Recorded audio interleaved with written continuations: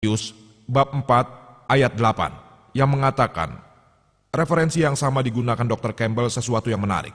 Iblis mengambilnya, yaitu Yesus Kristus, menuju gunung yang sangat tinggi dan menunjukkan padanya semua kerajaan di dunia dan kemegahannya. Injil Lukas bab 4 ayat 5. Iblis membawanya ke gunung yang tinggi dan menunjukkan padanya keagungan dari seluruh kerajaan di dunia. Sekarang, walaupun Anda pergi ke gunung yang tertinggi sekalipun, Mount Everest, dan seandainya Anda memiliki penglihatan yang baik dan dapat melihat sejauh ribuan mil, tapi Anda tidak dapat melihat semua kerajaan yang ada di dunia. Karena sekarang ini kita tahu bahwa bumi itu bulat. Anda tidak dapat melihat semua kerajaan yang terdapat di sisi dunia sebaliknya, kecuali bumi itu datar. Hal inilah yang dikatakan Injil bahwa bumi itu adalah datar. Penjelasan yang sama diulangi dalam kitab Daniel bab 4 ayat 10 dan juga 11 yang menyatakan dalam sebuah mimpi, pohon yang tumbuh ke surga, tanaman itu tumbuh amat banyak, sehingga setiap orang yang ada di penjuru bumi dapat melihat pohon tersebut. Hal ini mungkin bila bumi berbentuk datar. Jika pohonnya tinggi sekali dan bentuk bumi datar, itu baru mungkin. Sekarang ini adalah sesuatu fakta yang universal bahwa bumi berbentuk bola. Anda tidak dapat melihat pohon walaupun pohon itu tinggi. Dari sisi sebaliknya, dari bumi yang berbentuk bulat. Lebih jauh, jika Anda baca disebutkan dalam kitab Tawarik 1, bab 16, ayat 30, bahwa bumi tidak bergerak. Hal itu juga disebutkan dalam kitab Mazmur 93 ayat 1, bahwa Tuhan yang Maha Kuasa telah menstabilkan bumi, yang berarti bahwa bumi tidak bergerak. Dalam versi internasional baru dikatakan bahwa Tuhan telah membangun dan menghentikan pergerakan bumi sebagaimana dahulu. 1 menit. Tinggal 1 menit atau 1 menit lagi? Tinggal 1 menit.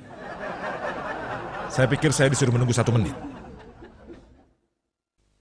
Berkenaan dengan Dr. William Campbell, beliau mengatakan bahwa Yesus Kristus berkata dalam Injil di beberapa tempat bahwa dia Tuhan. Anda bisa melihat pada kaset video saya, konsep Tuhan dan agama-agama umum yang memberikan semua referensi dan jawabannya. Saya akan memberi referensi dari apa yang beliau kutip, aku dan Bapakku adalah satu, yang berasal dari Yohanes bab 10 ayat 30. Dan pada awalnya adalah firman tersebut dari Yohanes bab 1 ayat 1. Anda lihat konteksnya dan Anda akan mengetahui bahwa Yesus Kristus tidak pernah mengklaim dirinya adalah Tuhan. Anda dapat mengambil kaset saya yang tersedia di serambi luar dalam kemiripan antara Islam dan Kristen yang memberikan uraian bahwa Yesus tidak pernah mengklaim dirinya Tuhan. Pertanyaan berikutnya dari saudari wanita yang ada di depan untuk Dr. William Campbell. Anda menyebutkan sebuah tes di mana pemegang kepercayaan yang teguh dapat meminum racun dan dapat bertahan karena kepercayaannya. Bagaimana dengan Rasputin yang keracunan sianida yang membunuh 16 orang dan ketika racun itu tidak membunuhnya? Dia meninggal karena kehilangan darah. Dia bukanlah pemeluk Kristen yang teguh. Bagaimana Anda menjelaskannya? Karena hanya seorang Kristen yang baik yang dapat meminum racun dan dapat bertahan hidup. Ya, saya tidak merasa harus menjelaskan itu semua. Yang saya maksud adalah jika Rasputin adalah bukan seorang Kristen, apa yang terjadi padanya tidak memiliki dasar atas apa yang terjadi dalam Injil. Saya telah mengatakan sebelumnya bahwa Yesus, Tuhan, tidak bermaksud agar kita mengantri di sini dan mulai mengambil racun dan melihat. Tolong lebih fokus pada mic. Maaf. Ini bukanlah suatu cara untuk mengetes Tuhan. Hal itu diberikan karena Tuhan mengatakan bahwa hal inilah yang akan terjadi. Contohnya adalah Paul, dia pergi ketika terdampar, kemudian saya pikir itu creep. Tapi saya berpikir tentang tempat yang salah dalam pikiran saya dan dia mendarat dan kemudian dia membuang kayu dalam api dan kemudian seekor ular menggigitnya. Tidak terjadi apa-apa pada dirinya. Tapi saat itu dia tidak berniat untuk mengetes Tuhan. Dia mencoba untuk membuang kayu ke dalam api. Hal itu situasi yang berbeda. Jawaban Anda tidak sesuai dengan pertanyaan yang kulontarkan. Mohon tidak berkomentar. Pertanyaan berikutnya dari belakang untuk Dr. Zakir Naik. Maaf sebentar. Silakan. Saya hanya ingin mengatakan tentang lingkaran bumi. Dalam Yesaya bab 40 ayat 22 dikatakan bahwa dia Tuhan duduk bertahta di atas lingkaran bumi. Baiklah saudara. Pertanyaan untuk Dr. Zakir Naik. Dr. Zakir, Anda mengatakan bahwa tidak ada kesalahan dalam Al-Quran. Saya melihat ada lebih dari 20 kesalahan dalam tata bahasa Arab. Dan saya akan mengatakan kepada Anda beberapa di antaranya. Innal ladzina amanu wal ladzina hadu wasabi'un. Dan dikatakan di Al-Baqarah dan Al-Hajj. Innal ladzina amanu wal ladzina hadu wasabi'in. Mana yang benar? Asobiun atau asobiin. Itu yang pertama. Yang kedua adalah Saudara, Anda mengatakan maaf, hanya satu pertanyaan ini saja. pertanyaan yang sama. Dia mengatakan dalam surat Taha ayat 63. Inna hazani lasahiron. Kesalahan. Inna hazaini lasahiron. Dapatkah Anda menjelaskannya? Dan Saudara, masih banyak lagi kami hanya kesalahan yang mengizinkan ada Anda di untuk situ. pertanyaan pertama. Untuk pertanyaan kedua tidak dapat kami izinkan. Karena kami telah sepakat bahwa hanya ada satu pertanyaan dalam Baiklah. satu kali kesempatan. Baik. Pertanyaan saudara sangat bagus. Saya akan urut dan saya setuju dia telah menyebutkan 20 masalah grammar. Dan buku yang dia rujuk adalah Dr. Abdul Fadi. Benar kan? Apakah Al-Quran itu sempurna? Saya dapat melihatnya, ya. Alhamdulillah, penglihatan saya baik.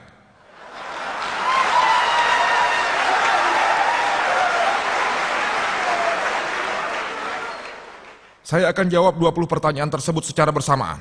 Karena saya telah membaca buku tersebut, saya akan menjawab semuanya. Insya Allah. Poin nomor 1, saudara. Poin nomor 1, harus dicatat bahwa semua tata bahasa diambil dari Al-Quran. Al-Quran adalah kitab berbahasa Arab yang termulia, kitab yang bernilai tinggi, kitab literatur tertinggi. Semua tata bahasa Arab diambil dari Al-Quran. Al-Quran adalah buku pedoman tata bahasa. Karena Quran adalah buku pedoman tata bahasa, dan semua tata bahasa diambil dari Quran, maka Quran tidak mungkin mengandung kesalahan tata bahasa. Itu poin pertama. Poin yang kedua. Poin kedua. Ini seperti Anda mengambil penggaris, dan penggarisnya ada di sini, dan Anda katakan ukurannya salah. Sepertinya tidak masuk akal. Itu poin 2. Di tiap suku Arab yang berbeda, tata bahasa selalu berubah. Dr. William Campbell tahu. Tata bahasa selalu berubah. Dan pada beberapa suku Arab, ada kata-kata yang bersifat feminim. Kata yang sama bahkan bersifat maskulin di suku yang lain. Kata yang sama pada suku yang berbeda, tata bahasanya berubah. Bahkan gender pun selalu berubah. Maukah Anda mengecek Al-Quran dengan tata bahasa yang salah? Tidak. Dan lebih dari itu, kepandaian Al-Quran sangatlah hebat. Sangat hebat dan jauh lebih unggul. Dan tahukah Anda ada berbagai macam buku di internet? 12 kesalahan tata bahasa, 21 kesalahan tata bahasa. Abdul Fadi 20 kesalahan tata bahasa. Apakah Anda pikir orang Kristen akan mengambil kesalahan ini? Anda tahu siapa yang mengambil? Muslim? Sarjana Muslim seperti Zamak Sarif. Apa yang mereka katakan? Bahwa tata bahasa Al-Quran sangatlah hebat. Yang bertentangan dengan bahasa Arab konvensional. Tata bahasa Al-Quran sangatlah tinggi. Untuk membuktikannya mereka memberikan contoh, dan saya akan memberikan beberapa contoh yang akan menjawab 20 pertanyaan tersebut. Mereka memberikan contoh seperti kita baca Al-Quran yang berbunyi, kaum Lut alaihissalam, mereka menolak semua utusan. Di situ juga disebutkan, Dr. William Campbell mengatakan kaum Nuh mereka menolak para utusan. Kita tahu dari sejarah bahwa hanya satu utusan yang dikirim kepada mereka. Jadi ada kesalahan tata bahasa. Al-Quran berbunyi, para kaum tersebut menolak utusan, bukan para utusan. Dengan tata bahasa awam seperti yang saya dan Anda ketahui, hal itu mungkin merupakan suatu kesalahan. Tapi jika Anda membaca buku yang ditulis orang awam, apa keindahan Al-Quran? Keindahannya adalah, mengapa Quran merujuk para utusan dan bukannya utusan saja? Anda tahu kenapa? Karena kita tahu bahwa pesan dasar dari semua utusan adalah sama, yaitu hanya satu Tuhan. Tentang Tauhid, tentang Allah subhanahu wa ta'ala. Dengan menyebutkan bahwa kaum Lut dan kaum Nuh alaihissalam menolak utusan. Dapat dikatakan, dengan menolak Lut mereka tidak secara langsung menolak semua utusan-utusan.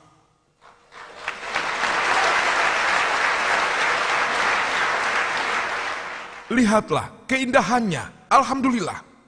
Anda mungkin berpikir ini suatu kesalahan. Ini bukan suatu kesalahan. Orang seperti Anis Soros mengatakan bahwa Al-Quran berbunyi, kun fayakun, be and it is. Seharusnya kun fakana, be and it was. Past tense dalam bahasa Arab adalah kun fakana dan bukan kun fayakun. Namun kun fayakun lebih unggul. Dikatakan bahwa Allah, it was, it is, and can do. Past, present, and future. Terima kasih Dr. Zakir. Silakan pertanyaan yang berikutnya dari saudara yang ada di depan untuk Dr. William Campbell. Dr. Campbell, ini adalah pertanyaan yang tulus untuk mempelajari sedikit tentang Kristen. Saya ingin bertanya tentang bahwa kependetaan Yesus hanya selama 3 tahun setelah dia dibaptis oleh Yohanes Sang Pembaptis. Jadi, Yesus adalah orang yang terkuat kedua setelah